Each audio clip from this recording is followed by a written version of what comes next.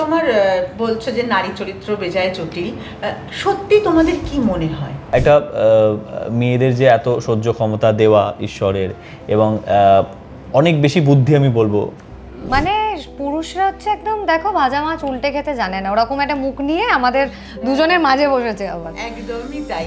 Actually কিছুই না, আমরা হট করে কোনো একটা ছবি ওয়ার্ক না করলেই না আমরা জনারটাকে দোষ দিই বা জনারটাকে সাইডলাইন করে দিই। সবার আগে আমি অপোজ করেছিলাম, এত বড় সাহস কেন তুমি এটাকে করবে না। পুরোটাই কিন্তু ওই প্রাইম ডেট পাওয়ার জন্য, আর কিছু না। Otherwise you are free to do any kind of বাজেটের ফিল্ম বা এনি কাইন্ড, এমন তো না যে তুমি 2 কোটির নিচে হলে তুমি সিনেমা রিলিজ করতে পারবে না। আমি প্রাইম ডেট পাই না পাই, আমি ক্রিয়েটিভলি আমি আমার কাজে কম্প্রোমাইজ করতে পারবো না। ছবি ভালো হলে সব ডেটেই মানুষ দেখবে, এবং বাংলা ছবি যদি আস্তে আস্তে নন প্রাইম ডেটে কাজ করা শুরু করে না, তাহলে এই যে এত ঝগড়াঝাটিগুলো অনেক কমে যাবে, মানুষের সাহস পাবে। কিন্তু তুমি এটা কি করছো? তুমি পরপর ছবিতে ওই ঠেলাকে কাস্ট করছো। মুম্বাইতে নেপোটিজম শুনেছিলাম, এখানে তো প্রেমোটিজম নামক একটা শব্দ তৈরি হয়ে যাবে। কি বড় করবে সড়ো তখন? রে ঐন্দ্রিলাকে নিয়ে খুব বড় ভুল করেছে, খুব মানে ইরিটেট করছে। হয়ে গেছে তো বাচ্চা একটা হিডেন আছে বাংলার মার্কেটে কোথাও না কোথাও এই যে ও নিজের ছবি ভেবে করে, যে এটা আমার ছবি, অ্যাজ ইফ ওরও ইনভেস্টমেন্ট আছে কাইন্ড অফ, বা ওরও স্টেক লেগে আছে। এইটা না, এটা অ্যাজ আ প্রডিউসার খুব হেল্প হয় আমার, নাম্বার 1। নাম্বার 2 হচ্ছে সব থেকে যেটা ইম্পর্টেন্ট জিনিস, সেটা হচ্ছে পারফর্মার। অ্যাজ আ পারফর্মার কত এরকম নিউ কামার্স এসছে যাদের মধ্যে ওই ডেডিকেশনটাই নেই, মানে সিনেমা শুটিং শেষ তো শেষ। ব্লকবাস্টার সব সিরিয়াল দিয়েছে বা করে, তারা ওভার এক্সপোজড, তারা কি করে মানে ছবির বড় পর্দার হিরোইন হবে। আমাদের আজকের বিষয়টা বেশ জটিল, কারণ অভিনেতা প্রযোজক বলছেন নারী চরিত্র বেজায় জটিল। সত্যি কি নারী চরিত্র জটিল? আর জটিল হলেও কতটা জটিল? আর পুরুষরা কি শুধুই সরল?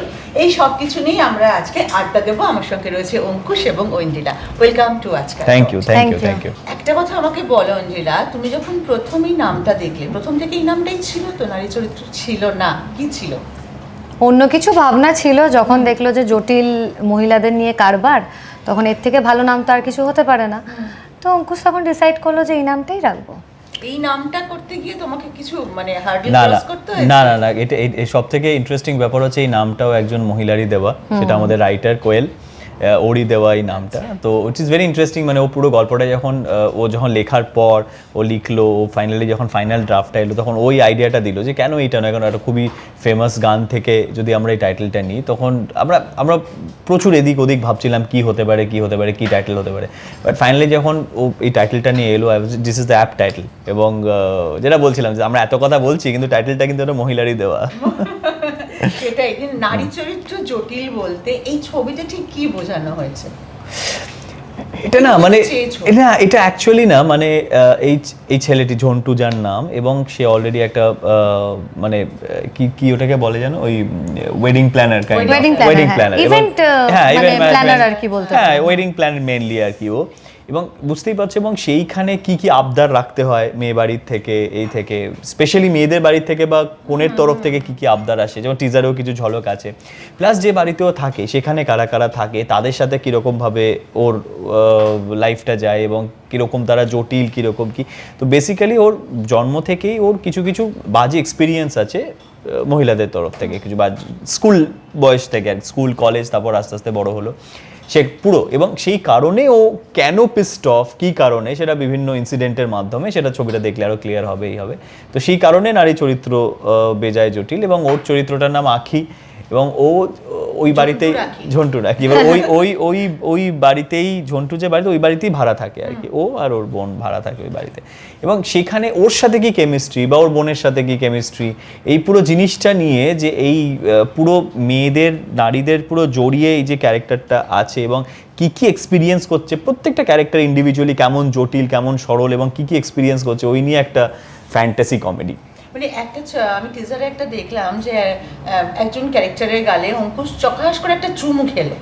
সেই চুমু খাওয়াটা তোমার কি হয়েছে, তোমার কি মনে হয়েছে? ওই যে তারপরে চড় মারলাম আমি, ওইটাই কয়েকটা চড় খেয়েছে। হ্যাঁ মানে নারী, প্রথমত তো নাম দিয়েছে নারী চরিত্র বেজায় জটিল, তার উপর আমাদের কাস্টিংয়ে ভরপুর নারীরা আছে, বিভিন্ন বয়সের এবং বিভিন্ন মেজাজের সব নারীরা আছে। তার উপর আবার আমাকে মনে হয় টিস কী সব করছে, সেটার পরে আবার আরেকজনকে চুমু খাচ্ছে। ওই জন্যে প্রত্যেকের কাছ থেকে একটা করে মনে হয় চড় খেয়েছে ও। এটা অঙ্কুশের খুব প্রিয় একটা সিন। হ্যাঁ, ভীষণ প্রিয় একটা সিন। আর ওটাতেই মনে হয় বেশি করে রিটেক দিচ্ছিল। অনেকগুলো রিটেক হয়েছে, হ্যাঁ। মানে অনেকগুলো চুমু। অনেকগুলো চুমু। কমেন্ট দেখছিলাম তোমাদের কাটা ফুটেছে কমেন্টটা, সেখানেও ওই চুমু সংক্রান্ত দেখলাম একজন লিখেছে যে দাদা গানটা পুরো চুমু হয়েছে। চুমু হয়েছে, হ্যাঁ আমিও দেখেছি ওটা। অসাধারণ, কিন্তু কাটা তো ফুটেছে, কিন্তু কাটাটা কোথায় ফুটেছে? না সেটা খুব ডেঞ্জারাস জায়গায় এবং সেটা কি বলা না, যাবে?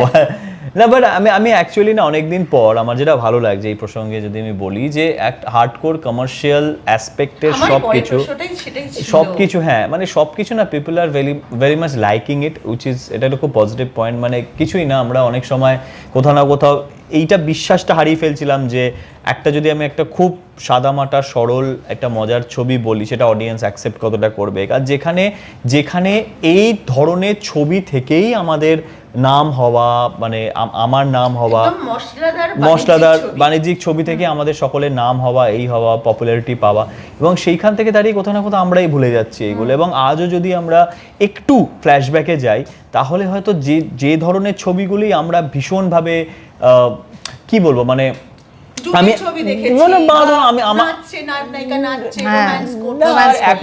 এখনকার ছবিগুলো যদি বলি যে আমরা এই ধরনের ছবিগুলোকে নেগলেক্ট করে তার বিনিময়ে যেগুলো বানিয়েছি সেগুলো যে বিশাল এই ছবিগুলোর বক্স অফিস ব্রেক করতে পেরেছে তাও নয়, তাহলে আমরা কি এমন নিজেদের বানিয়ে প্রমাণ করার চেষ্টা করছি, কি করছি? কোথাও না কোথাও হার্ট অ্যান্ড সোলটা আমরা হারিয়ে ফেলছি। অ্যাকচুয়ালি কিছুই না, আমরা হট করে কোনো একটা ছবি ওয়ার্ক না করলেই না আমরা জনারটাকে দোষ দিই বা জনারটাকে সাইডলাইন করে দিই। কোনো সময় এটা ভাবি না যে মেবি স্ক্রিন প্লে প্রবলেম হতে পারে, হার্ট অ্যান্ড সোল হয়তো নেই ছবিটার মধ্যে, কোথাও আমরা মিসফায়ার হয়ে গেছে বা কিছু হয়ে গেছে, কিন্তু আমরা বলি যে না এই ধরনের জনার চলছে। এটা কোনোদিনই পসিবল নয়, এটা কখনোই হয় না, জনার কখনো রিজেক্ট হয় না। সো আমার মনে হয় যে আবার নতুন করে এই যে যেমন আমি কোনোদিনও ভাবিনি যে এই লেভেলের রেসপন্স নারী চরিত্র বেজায় জটিলে পাবো। আমি ভেবেছিলাম আমরা অনেস্টলি বানিয়েছি ঠিকই, কিন্তু হয়তো কয়েকজন বলবে আবার তো সেই এই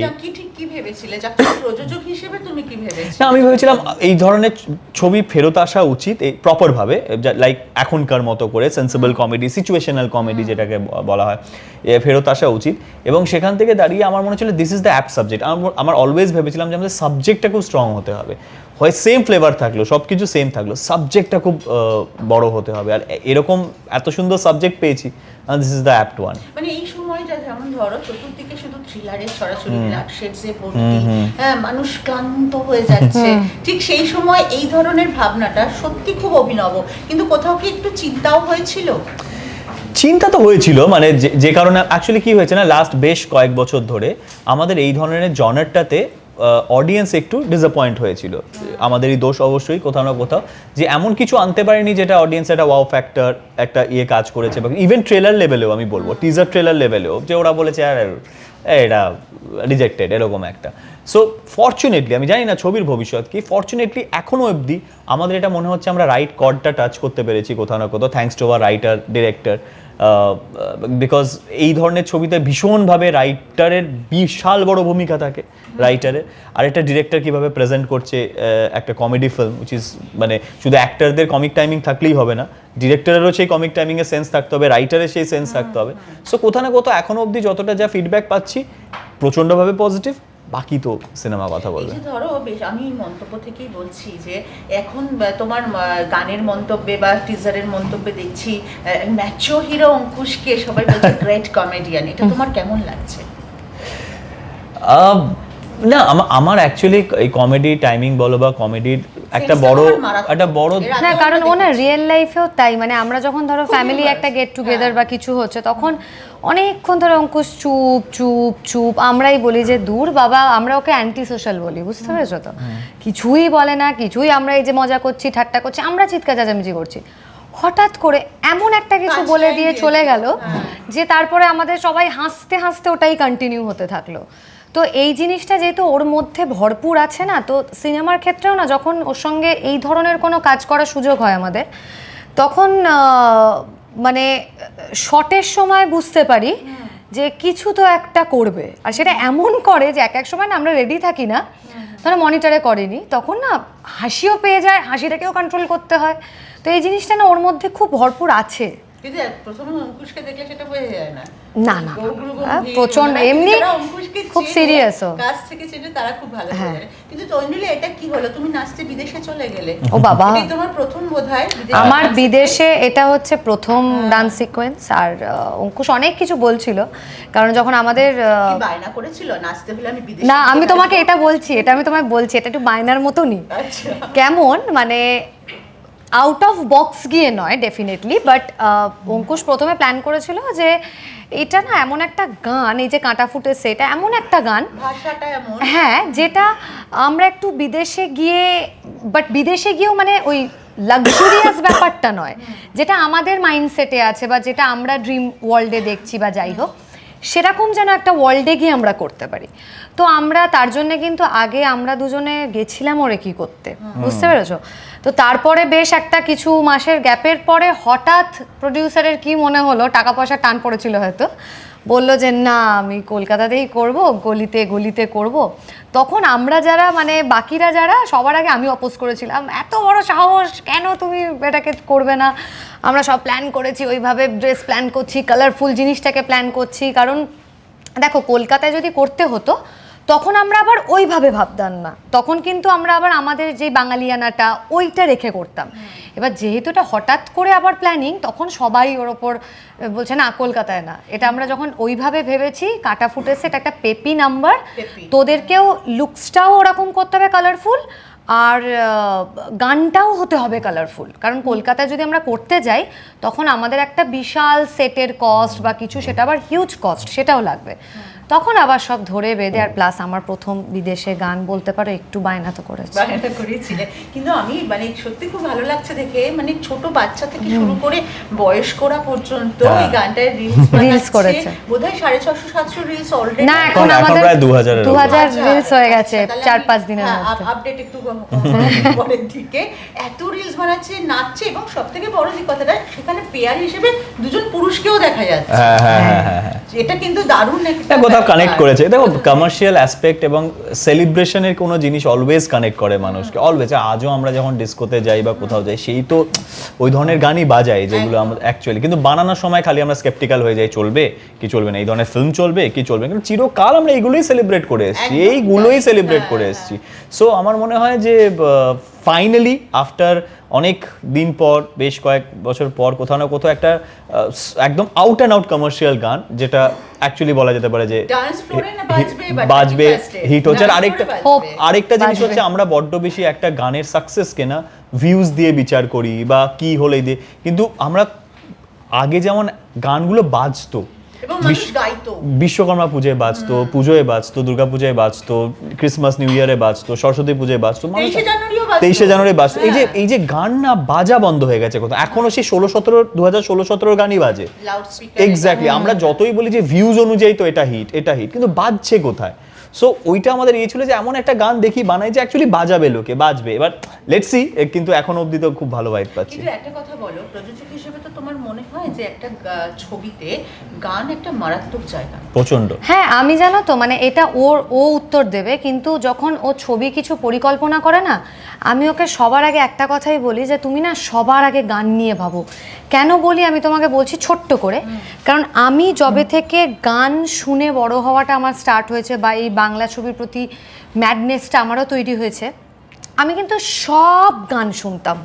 মানে এই যে ভালো লাগা, এই গানগুলোতে নাচবো, হুক স্টেপসগুলো আমাকে মানে অ্যাট্রাক্ট করছে, এইগুলো একটা সময় এই যে হওয়া বন্ধ হয়ে গেল। তখন থেকে তুমি দেখো যে যারা তখন লঞ্চ হয়েছে আর কি ওই সময়টা, হ্যাঁ মানে দেখো ডেফিনেটলি এক্সপেরিমেন্ট হবে, তো এমন এক্সপেরিমেন্ট করেও লাভ নেই যে আমাদের দর্শকদের থেকে আমাদের ডিসকানেক্ট করে দেবে। ডিসকানেকশন একটা হয়ে গেছিলো। তো আমি ওকে, অঙ্কুশকে সবার প্রথম একটা কথাই বলি যে তুমি না যাই ছবি করো, ডাজন্ট ম্যাটার যে তুমি যদি কমার্শিয়াল নাও করো, গান এমন করো যে এক সময় হয় না যে গানটা শুনতে আমি বড় পর্দা দেখতে যাবো আর কি, গানটা দেখতে, সেটা যেন বজায় থাকে।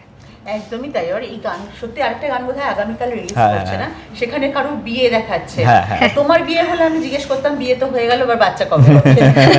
হয়ে গেছে তো বাচ্চা, একটা হিডেন আছে। একটা কথা বলো, এই যে ধরো ছবি একটু সিরিয়াস প্রশ্নে যাই, ধরো ছবি তোমরা বানাচ্ছ, প্রযোজক হিসেবে বানাচ্ছ, কিন্তু এখন যে মাপকাঠিগুলো তৈরি করে দেওয়া হচ্ছে, 2 কোটি বাজেট হতে হবে, প্রাইম ডেট, প্রাইম পাওয়ার জন্য, তারপরে এত কিছু সব, এই প্রযোজক হিসেবে তুমি বিষয়টাকে কিভাবে দেখছো?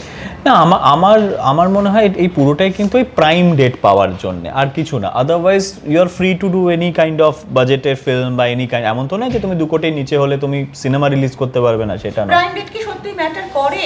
আগে কিন্তু এরকম প্রাইম ডেটের ব্যাপার ছিল না। সত্যি ম্যাটার করে না। যদি তুমি আমায় বলো যে একটা ভালো ছবি এলে মানুষ সত্যি দেখতে যায়, এটা আমাদের বাংলাতেও কিছুবার প্রমাণিত হয়েছে। বাট হ্যাঁ, যেমন আমাদের সকলের মাইন্ডসেট থাকে যে প্রাইম ডেট মানে আমার একটা অ্যাভারেজ ছবিও আমি যে ডিজার্ভ করি তার থেকে বেটার বিজনেস দিয়ে চলে যায়। বিকজ একটা হয় না যে হ্যাঁ মানুষের মুড আছে একটু গিয়ে সিনেমা দেখি বা এই দেখি, হ্যাঁ প্রাইম অবশ্যই মানে, এবং এমনও হয়েছে প্রাইম ডেটে ইনিশিয়ালও নেয়নি। একটা তো হয় যে প্রাইম ডেটে ইনিশিয়ালও নেয়নি, আবার এমনও হয়েছে যে কোনো ছবি প্রাইম ডেটে না এসে ইনিশিয়াল নিয়েও বেরিয়ে চলে গেছে। অনেক এরকম প্রচুর উদাহরণ আছে। স্বার্থপরের মতন ছবি তো আমি তো আগেও বলেছি যে স্বার্থপরের মতো ছবি অ্যাকচুয়ালি প্রাইম ডেটের দিন বিজনেস করেছে তারপরে, যদিও প্রাইম ডেটে রিলিজ করেছিল দিওয়ালি, কিন্তু ব্যবসাটা শুরু হয়েছে দিওয়ালির পর থেকে। তো এটা না অনেক কিছু আই ওপেনার আছে আমাদের কাছে। তো আমার মনে হয় যে আর যাই হোক না কেন, প্রাইম ডেট পাই না, আমি আমার কথা বলতে পারি, আমি প্রাইম ডেট পাই না পাই, আমি ক্রিয়েটিভলি আমি আমার কাজে কম্প্রোমাইজ করতে পারবো না, অনেস্টলি বলছি। মানে এবং সুতরাং আমার তো নয় প্রাইম ডেট মানে আমি আলাদা মনোযোগ দিয়ে ছবি বানাবো, হ্যাঁ, আর অন্যান্য সময় আমি যেভাবেই হোক একটা করে ছেড়ে দিলাম। তো আমার মনে হয় যে ছবি ভালো হলে সব ডেটেই মানুষ দেখবে, এবং বাংলা ছবি যদি আস্তে আস্তে নন প্রাইম ডেটে কাজ করা শুরু করে না, তাহলে এই যে এত ঝগড়াঝাটিগুলো অনেক কমে যাবে, মানুষের সাহস পাবে, এই হবে। বাট হ্যাঁ, যেটা হয় সবাই আমরা অবশ্যই সবসময় চাইবো প্রাইম ডেট চাওয়া, কিন্তু আমি আমার কথা বলতে পারি যে যদি না পাই আমার আফসোস নেই, মানে, কিন্তু আমি অত মারামারি লড়াই বা কথা কাটাকাটি ডিবেট এগুলোর মধ্যে যাব না। একদমই তাই। কিন্তু তুমি এটা কি করছো, তুমি পরপর ছবিতে ওই ঠেলাকে কাস্ট করছো। মুম্বাইতে নেপোটিজম শুনেছিলাম, এখানে তো প্রেমোটিজম নামক একটা শব্দ তৈরি হয়ে যাবে। কি বড় সড়ো শব্দ তৈরি হয়ে গেছে অলরেডি। কি করবে তাহলে তোমরা? এই ট্রোলিং এর জবাব দেবে কি করে? আমার মনে হয় জানো তো, মানে অনেস্টলি বলতে প্রথম কথা, আমি এটা আগেও অনেকবার বলেছি যে ও তো অনেক আগে থেকে কাজ করছে, আমি যখন ইন্ডাস্ট্রিতে আসিনি তার আগে থেকে কাজ করছে। হ্যাঁ, তো একটা হয় যে আউট অফ নিজের ইয়ের কারণেও, যে মানে আমি নিজের স্বার্থেই যে আমি একজন ভালো অভিনেত্রী চাই এই ইয়েটাতে। এবং আর কি হয়, এখনকার বেঙ্গল মার্কেটে যদি হ্যাঁ, এটাও আমার মাথায় আছে, ওরও মাথায় আছে যে রিপিট হওয়াটা ঠিক না, এই না, বা সবসময় একটা একঘেয়েমি চলে আসবে বা কিছু হয়ে যাবে যদি না এক একটা গল্প এমন ডিফারেন্ট হলো যে লোকে একদম ওয়াও, একে তো এইভাবে কোনোদিন দেখিনি, যেটা হওয়াটা সবসময় সম্ভব নয়। আচ্ছা, সবারই সবার সাথে কাজ করা উচিত, আমার অন্যের সাথে, ওর অন্যের সাথে, ওটা আমাদের সবার মাথায় আছে। কিন্তু হ্যাভিং সেড দ্যাট, কি হয়, একটু ফ্রিকোয়েন্সিটা বেড়ে যায়, তার কারণ আজকে বাংলার মার্কেটে কোথাও না কোথাও এই যে ও নিজের ছবি ভেবে করে যে এটা আমার ছবি, অ্যাজ ইফ ওরও ইনভেস্টমেন্ট আছে কাইন্ড অফ, বা ওরও স্টেক লেগে আছে, এইটা না, এটা অ্যাজ আ প্রডিউসার খুব হেল্প হয় আমার, নাম্বার 1। নাম্বার 2 হচ্ছে সব থেকে যেটা ইম্পর্টেন্ট জিনিস, সেটা হচ্ছে performer, as a performer. So as a performer সেই স্বার্থে আমি নেব যে আমার ছবিতে ভালো পারফর্মার লাগবে। আর সেকেন্ডলি হচ্ছে যে ওই যেটা তোমায় বললাম, আর এখন কি হয়েছে না, এখন মানে আমি অনেক, তাও তো পুরনো যারা এসছে ওরা অত নয়, যারা 2010-11-তে, তাদের মধ্যে ডেডিকেশনটা আমি দেখেছি। এখন কত এরকম নিউ কামার্স এসছে যাদের মধ্যে ওই ডেডিকেশনটাই নেই, মানে সিনেমা শুটিং শেষ তো শেষ, তুমি তাকে প্রমোশনের ডেট পেতে গেলে ঘাম ঝরে যাবে, তোমার তাকে একটা ইন্টারভিউয়ের জন্য ডেট পেতে গেলে ঘাম ঝরে যাবে তোমার, ঠিক আছে? এবং ডাকতেও হয় না, মানে ও নিজে আলাদা করে 10টা ডেট বার করে নেবে, যে আমরা তো এগ্রিমেন্টে এটা লিখিও না। না, এইটা না, ও তো মানে ওর নিজের প্রোডাকশনের ক্ষেত্রে বলছে, আমি তোমাকে জেনুইনলি না একটা কথা বলতে চাই। আমি কেন বললাম ওর গুণটা, এটা নিজে আমার হাউস বলে নয়, জেনুইনলি বলছি, যখন ও ছবি করে আর সেটার যদি পার্ট আমি হই, আমি না দুটো জিনিস তাও না ভাবলেও চলবে, কারণ আমি জানি ও আছে, আরও অনেকে আছে যারা মিলে করে নেবে। বাট ট্রাস্ট মি, যখন আমি অন্য কোথাও কাজ করতে যাই, তখন না আমি জানি কিন্তু যে তারা খুব ভালো প্রমোশন করবে, কিন্তু আমার একটা অদ্ভুত টেনশন কাজ করতে থাকে। আর তুমি জিজ্ঞাসা করবে, তারা হয়তো একটা সময় প্রথমে গিয়ে হয়তো ভাবে এই রে ঐন্দ্রিলাকে নিয়ে খুব বড় ভুল করেছে, খুব মানে ইরিটেট করছে, কিন্তু তারপরে পরে যখন মানে আমরা ফলটা পেয়েছি বা কাজটা ভালো হয়েছে বা লোকের কাছে পৌঁছে দিতে পেরেছি, সেটা আমরা সবাই মিলে বা আমি হয়তো একটু বেশি ইরিটেট করে সেই কাজটা পৌঁছে দিতে পেরেছি, তখন না মানে এটা আমাদের কিন্তু লাভই হয়। তো এই প্রমোশনের ক্ষেত্রে না এটা শুধু অনেকের একটা ভুল ধারণা আছে যে নিজেরা যখন কাজ করব তখনই প্রমোট করব, মানে উল্টে আমি আরও বেশি করে যখন অন্য জায়গায় কাজ করি না, আমি আরও বেশি করে ইনভলভড, আরও বেশি করে চাই যে যেন আমার কাজটা 4টে লোকের কাছে পৌঁছে যেতে পারে। অ্যাবসলিউটলি তাই। যে ধরো এখন একটা জুটি ভাঙার একটা ট্রেন্ড চলছে, দেব জুটি ভাঙছে, জিৎ জুটি ভাঙছে। জুটি ভাঙা মানে জুটি বুঝুন, মানে ধরো এক একটা ছবিতে এক একজন আলাদা আলাদা নায়িকা নিয়ে আসছে, হ্যাঁ, কিন্তু তোমরা এটাকে এখনো ধরে রেখেছো যেটা জুটির ছবি, মানে যেটা আমরা আগে দেখেছি, উত্তম সুচিত্রা জুটি, উত্তম সাবিত্রী জুটি, অঙ্কুশ ঐন্দ্রিলা, মানে অঙ্কুশের নামটা এলেই সঙ্গে সঙ্গে ঐন্দ্রিলার নামটা অটোমেটিক্যালি মুখে চলে আসে। হ্যাঁ, সেটা তো নিশ্চয়ই খুব ভালোই, তো বলো। হ্যাঁ, তো এই জুটি ধরে রাখার ব্যাপারটা তোমাদের কাছে কতটা কঠিন, কতটা তার জন্য ভাবতে হয়? আমার কাছে তো ডেফিনেটলি ইম্পর্ট্যান্ট, কারণ এটা অ্যাজ আ প্রেমিক প্রেমিকা আমরা করছি না, আমি একটা আলাদা জায়গা থেকে এসেছি, টেলিভিশন থেকে বলতে গেলে। ও চিরকাল ছবিই করে এসছে, কোনোদিন টেলিভিশনের কথা ভাবেনি। তো সেখান থেকে যেমন আমার আর বিক্রমের জুটি খুব ফেমাস, লোকে সবসময় বিক্রম ঐন্দ্রিলার জুটি দেখছি, তখন বারবার দেখলেও কেউ ভাবে না যে এটা তো রিপিট হচ্ছে, কেউ ভাবে না, যেহেতু আমাদের মধ্যে একটা সম্পর্ক আছে। তো আমরা যখনই জুটি হিসেবে আসি তখন ভালো হয়তো লাগছে, কিন্তু তাও একটু কমেন্ট করে দিই না যে কেন দেখবো ঐন্দ্রিলাকে তোমার সাথে বারবার। এটা একটু মানুষের আমার মনে হয় একটু বেশি চুলকানি, সেই দিকে আমি ঢুকছি না, কিন্তু এটা একটা খুব বড় মানে জায়গা যে আমাদের দুজনের জুটিটাকে না ম্যাজিক থেকেই লোকে খুব ভালোবেসেছিল। ইনফ্যাক্ট তখন আমি হয়তো নিজেকে ওইভাবে তৈরিও করিনি, আমি তখন টেলিভিশন থেকেই এসছি। তো তখন থেকে ভালোবাসাটা কিন্তু আমি মনে করি আমি আমার কাজ আর ও ওর কাজটা করেছিল বলেই।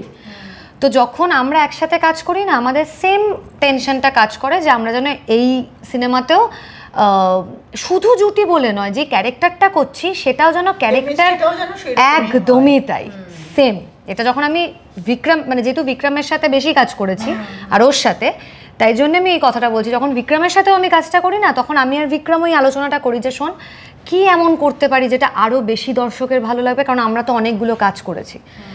তো এটা আমার কাছে তো ডেফিনেটলি একটা টাফ জব, বাকিটা ও বলতে পারবে। তুমি যখন ধারাবাহিক থেকে বড় পর্দায় এসছো, তার জন্য তোমাকে যথেষ্ট কষ্ট করতে হয়েছে, যথেষ্ট স্ট্রাগল করতে হয়েছে, কিন্তু এখন ধারাবাহিক থেকে বড় পর্দায় আসাটা খুব সহজ হয়ে গেছে। এই বিষয়টাকে তুমি কিভাবে দেখো? না, আমার খুব ভালো লাগে, কারণ আগে একটা ধারণা ছিল যে যারা ব্লকবাস্টার সব সিরিয়াল দিয়েছে বা করে তারা ওভার এক্সপোজড, তারা কি করে মানে ছবির বড় পর্দার হিরোইন হবে। বাট আমি কোনোদিন ওইভাবে দেখিনি, কারণ আমি না একটা জিনিসই মনে করি যে আমরা তো এখানে অভিনয় করতে এসেছি, তো আমি একদম নতুন আনকোড়া লঞ্চ হলাম, আমি অভিনয়টাই পারি না, তাতে আমার লাভটা কি হলো? আর যার স্বপ্ন যে আমি টেলিভিশনে কাজ করছি, দেখো বয়সও তো কম থাকে, তখনই তো লোকে টেলিভিশন করে শেখে, তারপর একটা ম্যাচুরিটি এলে তবেই তো সে ছবিতে যাবে। একদম বাচ্চা বয়সে ছবিতে গেল, লোকে নিল না, সেই রিজেকশন। হ্যাঁ, একদমই তাই। তো আমি না চিরকাল একটা জিনিস খুব লড়াই করে এসেছিলাম যে আমি টেলিভিশন করছি মানে টাকার জন্য করছি, আমার টেলিভিশন না চললেও হলো, কোনো দিন সেটা করিনি। চিরকাল চেয়ে এসছি আমার টেলিভিশন একদম টপ টিআরপি থাকুক, ভালোভাবে দেখুক, সবাই ভালোবাসা দিক, এটা আমি পেয়েছি। আর যখন মানে সিনেমায় আসার কথা হচ্ছিল, তখনও আমি চেয়ে এসেছিলাম যে যখন মানে সিনেমাতে আসবো, কোথাও না কোথাও মনে একটা জিনিস ছিল যে এতদিন ধরে টেলিভিশনে যারা আমাকে গ্রহণ করেছেন, টেলিভিশনের যারা, তারা তো ছুঁড়ে ফেলে দেবে না, ওইটা একটা মনের জোর ছিল আমার। তো সেখান থেকেই বলতে পারো যে লড়াই করে করা আর কি। তুমি যে একটা কাঁচা মাছ মুখে নিয়ে নিয়েছো, টিজারে দেখলাম, মানে বিষয়টা কি সত্যি সত্যি কাঁচা মাছ মুখে? হ্যাঁ, ওটা কাঁচা মাছই ছিল অ্যাকচুয়ালি। আমি বলছি ওটা অনেকে ভেবেছিল, অনেকের ওটাতে প্রচণ্ড আপত্তি থাকে, এই থাকে, তো অ্যাকচুয়ালি এটা ডামি মাছ বানানো হয়েছিল। এবার কি হয়েছে, তুমি যে কোনো যদি একটা মাছ মুখে নাও, তোমার যদি অরিজিনাল মাছ হয়, তার তো এই মুখটা লেজটা তো এইভাবে ঝুলবে জাস্ট, আর যেহেতু ডামি ছিল ওটা না এরকম স্ট্রেট, মুখে মাছটা নিয়ে আছি, মাছটা এরকম স্ট্রেট ছিল, খুব সুন্দর বানিয়েছিল, কিন্তু ওই ন্যাচারাল ব্যাপারটা আসছিল না। তো আমি 1-2 বার শর্ট দিয়ে দেখেছি যে আমরা পুরো ফলসই লাগছে ওটাকে পুরো দেখে। তখন আমি বললাম যে না, তাহলে আমি রিয়েলটাই নিচ্ছি। তখন ওরা তো রিয়েল লেভেল, হ্যাঁ আমার কোনো ওসব, আমার কোনো তারপর কি হয়েছিল? অঙ্কুশের একটা ছবির আর মাছের সাথে একটা মিল আছে। ও যখন মির্জা করেছিল তখন আমরা দুজনেই শুটকি মাছের ওপরে রোম্যান্স করেছি, সে গন্ধে মরে যাচ্ছি, আর ও জানে যে আমার শুটকি মাছে কি প্রবলেম। রোম্যান্সের কোনো ভাষা যেমন হয় না, জায়গাও হয় না। না গো, শুটকি মাছের ওপর নয়, ওখানেও ওই মাছ ইউজ হয়েছে, এখানেও ও অনেক রকমের মাছ। তো ওই জন্য ওই কাঁচা মাছটা আমি অরিজিনালি নিয়েছিলাম। কাঁচা মাছ মুখে নিয়ে ভাবা যায় না, ওটা দেখেই তো একটা কেমন লাগছে। সেখানে মানে পুরো ওটা নিয়ে তুমি কতক্ষণ, মানে ওটা রিটেক হয়েছিল? হ্যাঁ রিটেক হয়েছে, হ্যাঁ রিটেক হয়েছে, কিন্তু ওটা স্ক্রিপ্টের প্রয়োজনে তোমাকে হ্যাঁ নিতে হ্যাঁ হয়েছিল। হ্যাঁ, আমার ওইসব, আমার ওগুলোতে ওর চাপ নেই। অতটা ইয়ে নেই। হ্যাঁ। এই যে ধরো তোমার বলছো যে নারী চরিত্র বেজায় জটিল, সত্যি তোমাদের কি মনে হয়? আমি তো কিছুতেই মানবো না জটিল, আমি কেন মানবো বলো, মেয়ে হয়। তুমি বলো। আই থিঙ্ক এই যে আমরা এত দিয়ে কথা নারী চরিত্র বেজায় জটিল, এটা সবাই এটা একটা খুব প্রচলিত শব্দ, এবং সবাই অন্য যে কারণে মানে কারণটা অতটা নেগেটিভভাবে অবশ্যই আমরা সেটা মজা করে যতই পোর্ট্রে করি না কেন, বিকজ একটা মেয়েদের যে এত সহ্য ক্ষমতা দেওয়া ঈশ্বরের, এবং অনেক বেশি বুদ্ধি আমি বলবো মেয়েদের হয়, এবং সেই কারণে না যে ডিসিশনগুলো নেওয়ার জন্য তারা একটু স্কেপটিক্যাল থাকে বা কনফিউজ থাকে, সেই জিনিসগুলোকে আমরা জটিল বলি ঠিকই, বাট পরে রিয়েলাইজ হয় যে কি কারণে ওই ফেজে উনি কনফিউজ ছিলেন।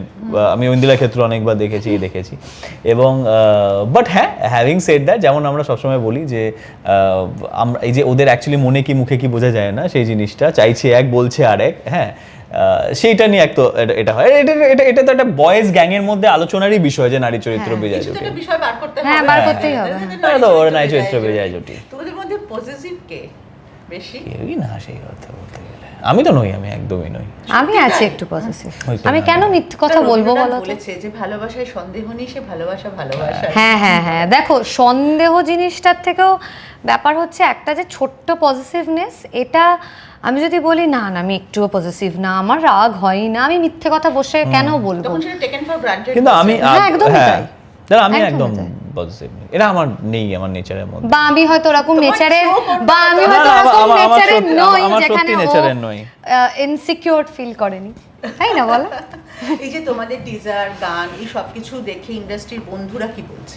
না সবাই খুব প্রেস করেছে, in fact they are all happy, because আমাদের ইন্ডাস্ট্রির প্রত্যেকে চায় যে এরকম ধরনের জনার ফিরুক, আমরা সবাই ট্রাই করছি সেটা, এবং কেউ একজন চেষ্টা করলে সেটা যদি অডিয়েন্স ফিডব্যাক খুব ভালো আছে না, তো অ্যাকচুয়ালি আমাদের ফ্র্যাটার্নিটি সবাই খুব খুশি হয়, বিকজ এভরিবডি নোজ, আমরা সবাই জানি কোন যুগ থেকে আমরা এসেছি। 2005 আমি তো 10-এ এসেছি, তার আগে আমাদের সিনিয়র যারা আছে তারা 2005-এ এসেছে, মানে সবাই এই ধরনের ছবি থেকেই আমাদের নাম হওয়া কোথাও না কোথাও।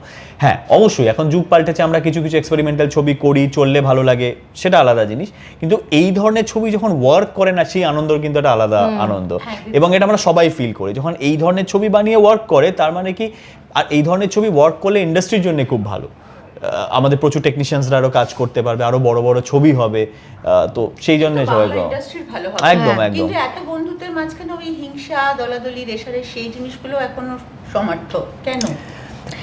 হেলদি কম্পিটিশন তো একটা চলে, এটা আমি মনে করি, তার মাঝে আর কি চলে সেটা তো মানে সেই মানুষটার সাথে না থাকলে কখনোই বোঝা সম্ভব না।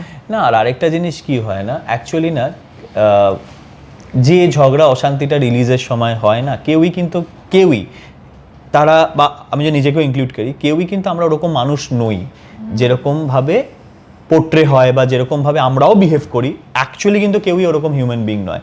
বাট কি হয় না, সবাই নিজের অ্যাকচুয়ালি হার্ড অ্যান্ড মানি দিয়ে তাদের সিনেমা তৈরি করা, এই যে আমারটা যাতে চলে বা আমারটা যাতে অ্যাটলিস্ট আমরা রিকভারি করে নিতে পারি, বিকজ অ্যাকচুয়ালি রিকভারি করাটা বাংলাতে এখন একটা চ্যালেঞ্জ হয়ে দাঁড়িয়েছে, নাম্বার অফ থিয়েটার্স যা আছে, অন্য ভাষার ছবির সাথে লড়তে হয়, সবারই এটা থাকে যে ভাই আমরা রিকভারিটা যাতে করে নিতে পারি, যদি কেউ ইনভেস্টার্স থাকে তো ইনভেস্টারের টাকা যাতে যাতে আরও ছবি হয়, এইটাই করাতে না, এই যে একটা বড় পিরিয়ডে ঝাঁপিয়ে পড়া, এবং তাতে যে যেরকমভাবে একটা ইন্ডাস্ট্রির ব্যাপারে পোর্ট্রেয়াল হয় বাইরে, আমি সত্যি বলছি অন ক্যামেরা আমরা কিন্তু কেউই না মানে ওরকম ধরনের মানুষ নই আমরা, পুরোটাই হেলদি কম্পিটিশন, পুরোটাই এই সব কিছু। কিন্তু ওই যে যেটা বললাম যে দর্শকের একটু সাহায্য পেয়ে যদি আমাদের ছবিগুলো একটু নন পিরিয়ডে ওয়ার্ক করে তাহলে এই মারামারি কম হবে। দর্শক কিন্তু কন্টেন্ট পছন্দ Absolutely. করে, কন্টেন্ট যদি ভালো Any day. হয় দর্শক কিন্তু এনি ডে, নিশ্চয়ই পছন্দ দর্শকের তো করেন। কোনো পার্টিকুলার ইন্ডাস্ট্রি বা জনার বা ভাষার প্রতি তো কোনো গ্রাজ নেই, তাহলে তো কোনো গ্রাজ নেই যে না বাংলা ছবি দেখবো না, এটা তো নয়। এবার একটুখানি মুখ ঘুরিয়েছে বিকজ কোথাও না কোথাও তারা সেই হতাশ হয়েছে কন্টেন্ট ইয়েতে, বাট আলটিমেটলি কন্টেন্টের দ্বারাই হতাশ হয়েছে, তো আমাদের কন্টেন্টের দ্বারাই ফিরিয়ে আনতে হবে। আর এই ছবিটা টিজার দেখে যতটা হাসছে একদম। দর্শক সবাই, আমার মনে হয় ছবিটা দেখলেও তারা সেই মানে একদম রিফ্রেশ হয়ে বেরোবে। একদমই হবে, একদম একদম। তোমার জীবনে দেখা সব থেকে জটিল নারী চরিত্রকে ওরে বাবা, বললে তো প্রচুর শেষ। আছে গো, আমার প্রচুর আছে। স্কুল কিরকম তার নাম বলে মানে স্কুল থেকে চলে আসছে। মানে তোমার কি সব এই এই এই নারীরাই হ্যাঁ এই সিনেমাটার মতন স্কুল কলেজ সবেতেই জটিল পেয়েছি। মানে পুরুষরা হচ্ছে একদম দেখো ভাজা মাছ উল্টে খেতে জানে না, ওরকম একটা মুখ নিয়ে আমাদের দুজনের মাঝে বসেছে আবার। একদমই তাই। যাই হোক, নামটা তো তুমি করতে পারলে না, কিন্তু এই ছবিটা সম্পর্কে তোমরা দুজন দর্শকদের কি বললে? না, দর্শকদের একটা কথাই বলার যে তোমরা থিয়েটারে গিয়ে সিনেমাটা দেখো। 9 তারিখে রিলিজ করছে, তার 2 সপ্তাহ পরে সরস্বতী পুজো, বড় ছুটি আছে এবং ওই দিনই রিলিজ হওয়ার কথা ছিল যদিও, বাট কি করা যাবে, 2 সপ্তাহ এগিয়ে নিয়েছি ছবি। এবং কিন্তু না, তোমরা এমন হুড়হুড় করে ছবিটা তোমরা মানুষে দেখতে যাও যাতে 9 থেকে 23, 23 থেকে 31 ছবি চলতেই থাকে, এটুকুই অনুরোধ করবো। কিন্তু আমার এইটুকু মনে হয় ট্রেলারও আসবে খুব শিগগিরই, এবং এত দিন ধরে তোমরা টিজার, প্রি টিজার, গানকে যেভাবে ভালোবেসেছো ছবিটাকেও সেভাবে ভালোবাসো।